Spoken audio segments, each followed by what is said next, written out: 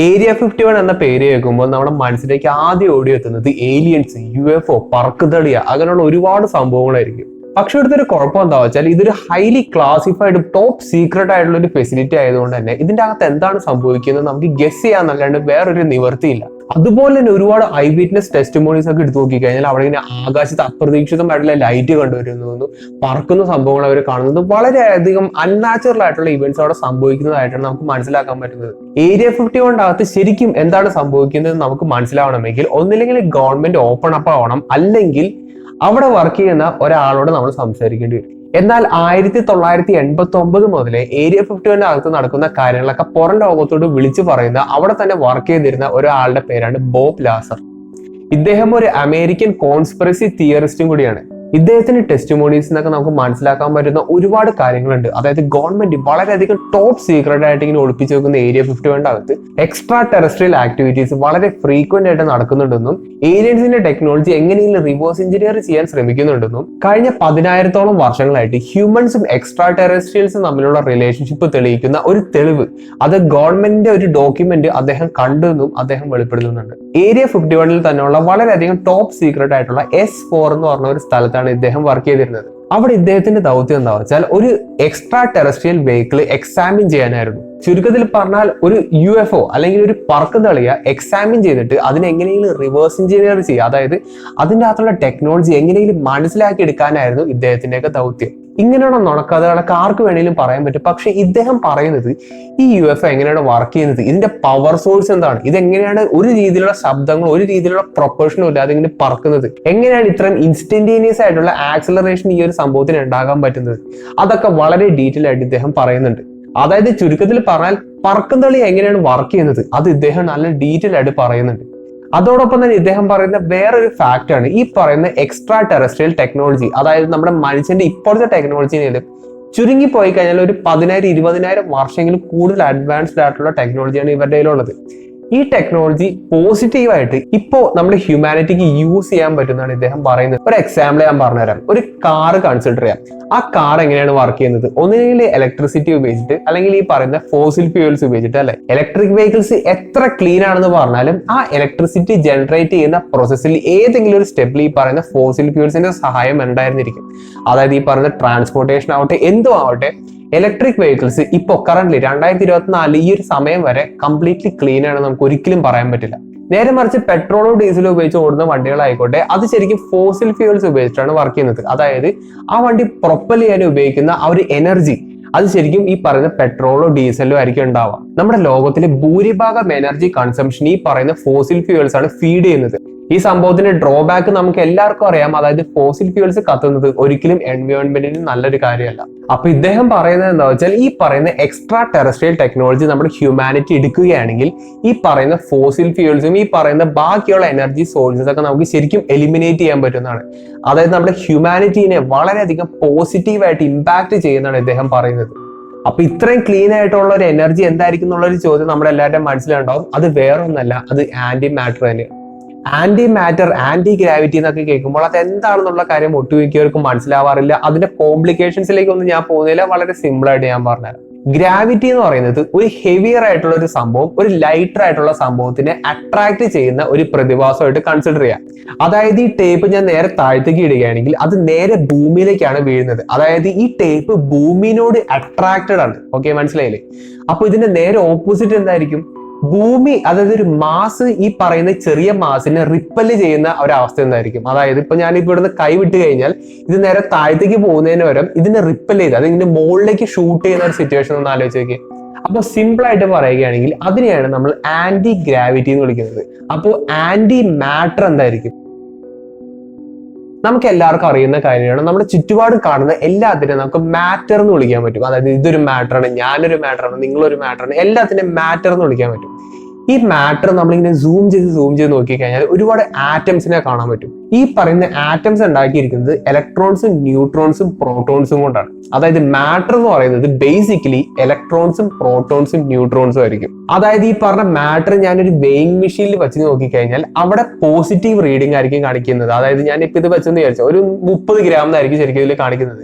നേരെ മറിച്ച് anti matter എന്ന് പറയുന്നത് മാറ്ററിന്റെ നേരെ ഓപ്പോസിറ്റ് ആയിരിക്കും. അതായത് മാറ്ററിന്റെ അകത്ത് പ്രോട്ടോൺസും ന്യൂട്രോൺസും ഇലക്ട്രോൺസും ആണെങ്കിൽ ആന്റി മാറ്ററിന്റെ അകത്ത് ആന്റി പ്രോട്ടോൺസും ആന്റി ഇലക്ട്രോൺസും ആന്റി ന്യൂട്രോൺസും ആയിരിക്കും ഉണ്ടാവുക.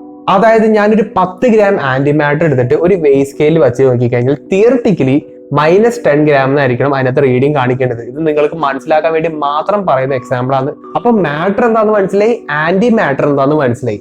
അപ്പൊ നമ്മൾ ഒരുപാട് മാറ്ററും ഒരുപാട് ആന്റി മാറ്ററും എങ്ങനെയെങ്കിലും ഒരുപാട് ആന്റി മാറ്റർ ഇങ്ങനെ ഉണ്ടാക്കി വെച്ചു എന്ന് വിചാരിക്കാം. പക്ഷെ അതിൽ നിന്ന് നമുക്ക് ഒന്നും കിട്ടാനില്ല.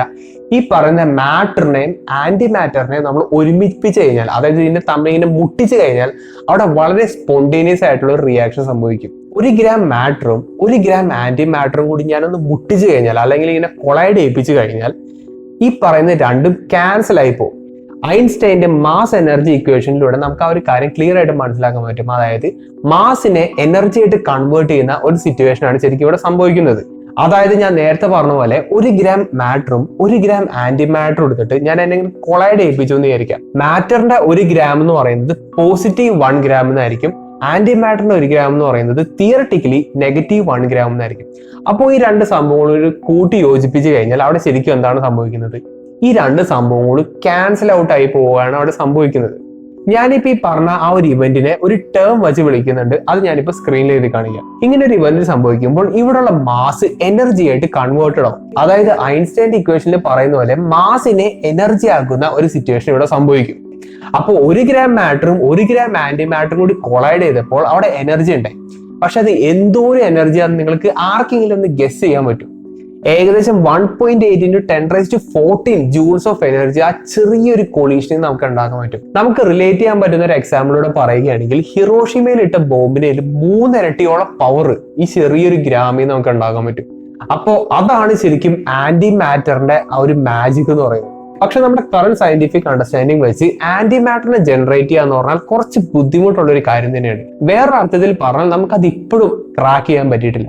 ബോബ് ലാസറിന്റെ ടെസ്റ്റിമോണിയിൽ നിന്ന് നമുക്ക് കേൾക്കാൻ പറ്റുന്ന ഒരു എലമെന്റിന്റെ പേരാണ് എലമെന്റ് 115. ഈ പറയുന്ന എലമെന്റിന്റെ സഹായത്തോടെ ആയിരിക്കാം ആന്റി മാറ്റർ വരെ ജനറേറ്റ് ചെയ്യുന്നത്. അങ്ങനെ ആന്റി മാറ്ററിന് ഒരു എനർജി സോഴ്സ് ആയിട്ട് ഉപയോഗിക്കുകയാണെങ്കിൽ ആന്റി ഗ്രാവിറ്റി എമിറ്റേഴ്സ് ഉപയോഗിച്ച് നമുക്ക് ഈ വെഹിക്കിൾസിനെ പ്രൊപ്പൽ ചെയ്യാൻ പറ്റും. അതായത് യാതൊരു രീതിയിലുള്ള ശബ്ദങ്ങളോ ഒന്നുമില്ലാണ്ട് നമുക്ക് ഈ സംഭവത്തിനെ ലെവിറ്റേറ്റ് ചെയ്യിപ്പിക്കാൻ പറ്റും.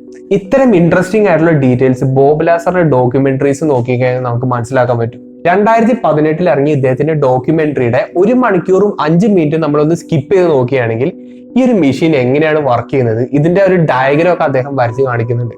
അതിൽ നിന്ന് നമുക്ക് മനസ്സിലാക്കാൻ പറ്റുന്ന ഒരു പറക്കുംതളിയുടെ ക്രോസ് സെക്ഷൻ ഡയഗ്രമാണ് നിങ്ങളിപ്പോ ഈ കാണുന്നത്. അതായത് താഴെ ഞാൻ നേരത്തെ പറഞ്ഞ പോലെ ആന്റി ഗ്രാവിറ്റി എമിറ്റേഴ്സ് ഇങ്ങനെ വെച്ചിട്ടുണ്ട്. നേരെ മുകളിൽ നോക്കുകയാണെങ്കിൽ നമുക്കൊരു ആന്റിനെ പോലത്തെ ഒരു സംഭവം കാണാൻ പറ്റും. ഇത് ശരിക്കും ഗ്രാവിറ്റി എമിറ്റ് ചെയ്യുന്ന ഒരു സംഭവമാണ്. അതായത് ആന്റി ഗ്രാവിറ്റി താഴെ കൂടെ എമിറ്റ് ചെയ്യുകയും ഗ്രാവിറ്റി മുകളിലൂടെ എമിറ്റ് ചെയ്യുമ്പോൾ അവിടെ ഒരു തരത്തിലുള്ള ഒരു ബബിൾ പോലത്തെ ഒരു സിറ്റുവേഷൻ അവിടെ ഉണ്ടാവും. അതായത് ഗ്രാവിറ്റി ബബിൾ അവിടെ ഇങ്ങനെ ഈ ഒരു സ്പേസ് ക്രാഫ്റ്റിന് ചുറ്റും ഇങ്ങനെ ഫോം ചെയ്യും. ഈ ഒരു ബബിള് ആ ഒരു സ്പേസ് ക്രാഫ്റ്റിനെ പ്രൊട്ടക്ട് ചെയ്യാൻ വേണ്ടിയിട്ടുള്ള ഒരു ഷീൽഡിങ് ആയിരിക്കാം. അതായത് കോമൺ ആയിട്ട് കണ്ടുവരുന്ന UFO ഫുട്ടേജസ് നോക്കിക്കഴിഞ്ഞാൽ വളരെ ഇൻസ്റ്റന്റേനിയസ് ആയിട്ട് ഡയറക്ഷൻ ചേഞ്ച് ചെയ്യുന്നതും ഇൻസ്റ്റന്റ് ആയിട്ട് അതിങ്ങനെ ആക്സിലറേറ്റ് ചെയ്യുന്നതും പെട്ടെന്ന് തന്നെ ഇങ്ങനെ സഡൻ സ്റ്റോപ്പ് ആയിട്ട് നിൽക്കുന്നതും അങ്ങനെ ഒരുപാട് സംഭവങ്ങളാണ് അത് ചെയ്യുന്നത്. അപ്പൊ ഇതൊക്കെ നടക്കണമെങ്കിൽ അവിടെ ഒരിക്കലും എയറോഡൈനാമിക്സ് ആക്ട് ചെയ്യരുത്, ഗ്രാവിറ്റി ആക്ടേ ചെയ്യരുത്. അങ്ങനെ പല കാര്യങ്ങളും നമ്മുടെ കൺവെൻഷനൽ ആയിട്ടുള്ള പല കാര്യങ്ങളും നമുക്ക് അവിടെ അവോയ്ഡ് ചെയ്യേണ്ടി വരും. അപ്പൊ ഇതൊക്കെ അച്ചീവ് ചെയ്യുന്നത് ഞാനിപ്പോ ഈ പറഞ്ഞ പോലെ ആ ഒരു ഗ്രാവിറ്റി ബബിൾ ഉപയോഗിച്ചിട്ടായിരിക്കാം. പിന്നെ ഇദ്ദേഹത്തിന്റെ ഡോക്യുമെന്ററിയിൽ നമുക്ക് മനസ്സിലാക്കാൻ പറ്റുന്ന വേറൊരു ഡീറ്റെയിൽ ആണ്, ഒരു പറക്കുംതളി ഉണ്ടെന്ന് വിചാരിച്ചോ, അതിനെയാണ് അവർ സ്റ്റഡി ചെയ്യുന്നത്. അപ്പോ അതിനെ പല ബ്രാഞ്ചിൽ നിന്നുള്ള പല വിങ്ങിൽ നിന്നുള്ള ആൾക്കാർ സ്റ്റഡി ചെയ്യും. ഫോർ എക്സാമ്പിൾ ഒരു കെമിസ്റ്റ് ചിലപ്പോൾ ആ UFOനെ അസസ് ചെയ്യുന്നുണ്ടാവും, ഒരു റിവേഴ്സ് എഞ്ചിനീയറിംഗ് ടീം അതിനെ അസസ് ചെയ്യുന്നുണ്ടാവും, ഒരു ഫിസിസിസ്റ്റ് അതിനെ അസസ് ചെയ്യുന്നുണ്ടാവും, ഒരു എനർജി ടീം അതിനെ അസസ് ചെയ്യുന്നുണ്ടാവും. അങ്ങനെ പല ആൾക്കാരും ഈ ഒരു UFOനെ പറ്റി സ്റ്റഡി ചെയ്യുന്നുണ്ടാവും, അതിനെപ്പറ്റി മാക്സിമം ഡീറ്റെയിൽസ് എടുക്കാൻ നോക്കിയിട്ടുണ്ടാവും. പക്ഷെ ഇദ്ദേഹം പറയുന്നത് എന്താ വെച്ചാൽ ഈ പറയുന്ന കെമിസ്റ്റിന് ഈ പറയുന്ന ഫിസിസ്റ്റുമായിട്ട് സംസാരിക്കാൻ പറ്റില്ല, നേരെ തിരിച്ചും പറ്റില്ല. അങ്ങനെ പരസ്പരം ഇവർക്ക് ഒരിക്കലും കമ്മ്യൂണിക്കേറ്റ് ചെയ്യാൻ കഴിയുന്നില്ല എന്നുള്ളതാണ്. അതിന്റെ മെയിൻ ഉദ്ദേശം എന്താണെന്ന് വെച്ചാൽ ഇവരുടെ എല്ലാവരുടെയും ഫൈൻഡിങ്സ് ഉണ്ടെങ്കിൽ മാത്രമാണ് ഈ ഒരു സംഭവത്തിന് നമുക്ക് എങ്ങനെയും ക്രാക്ക് ചെയ്തെടുക്കാൻ പറ്റും. ഇത് എങ്ങനെയാണ് ശരിക്കും വർക്ക് ചെയ്യുന്നത് എന്നുള്ള കാര്യം നമുക്ക് മനസ്സിലാക്കാൻ പറ്റുള്ളൂ. അതുകൊണ്ട് തന്നെ ഈ പറയുന്ന ഹൈലി അഡ്വാൻസ്ഡ് ആയിട്ടുള്ള എക്സ്ട്രാ ടെറസ്ട്രിയൽ വെഹിക്കിൾ എങ്ങനെയാണ് പ്രോപ്പർ ആയിട്ട് വർക്ക് ചെയ്യുന്നത് അത് ഒരു മനുഷ്യനും ഒരിക്കലും പറയാൻ പറ്റില്ല. അത് മുഴുവനായിട്ട് മൊത്തത്തിൽ പഠിച്ച ആൾക്കാർക്ക് മാത്രമാണ് അത് പറയാൻ പറ്റുള്ളൂ. അവിടെ നിന്നിട്ടുള്ള ഇദ്ദേഹത്തിന്റെ എക്സ്പീരിയൻസിൽ നിന്നും ഇദ്ദേഹം കണ്ട കാര്യങ്ങളൊക്കെ വെച്ചിട്ടാണ് ഇദ്ദേഹം ഒരു റഫ് ഐഡിയ ഇത് എങ്ങനെയായിരിക്കും വർക്ക് ചെയ്യുന്നത് എന്നുള്ള ഒരു റഫ് ഐഡിയ ഇദ്ദേഹം പറയുന്നത്. അത് വേറെ ആൾക്കാർ പറയുന്ന പോലെയല്ല. അദ്ദേഹം അവിടെ കണ്ടതും അദ്ദേഹം അവിടെ തൊട്ടതും അദ്ദേഹം അവിടെ നിന്ന് എക്സ്പീരിയൻസ് ചെയ്ത കാര്യങ്ങൾ അദ്ദേഹത്തിന്റെ ഒരു ലോജിക്കും അദ്ദേഹത്തിന്റെ സ്റ്റഡീസിലൂടെ നമുക്ക് മനസ്സിലാക്കാൻ പറ്റുന്ന ഒരുപാട് ഡീറ്റെയിൽസ് ആണ് ഈ ഡോക്യുമെന്ററിയിൽ പറഞ്ഞിരിക്കുന്നത്. അതിനൊരു ബ്രീഫിംഗ് ആണ് ശരിക്കും ഞാൻ ഈ വീഡിയോയിൽ പറഞ്ഞത്.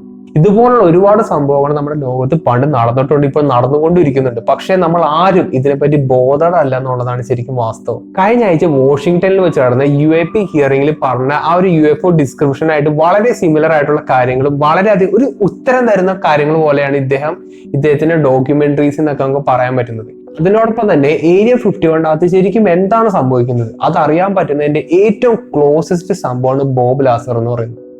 അപ്പോൾ അത്രയൊക്കെ തന്നെ ഉള്ളൂ. നമുക്ക് എന്തായാലും നല്ലൊരു ടോപ്പിക്കായിട്ട് ഇനി അടുത്ത വീഡിയോ കാണാം.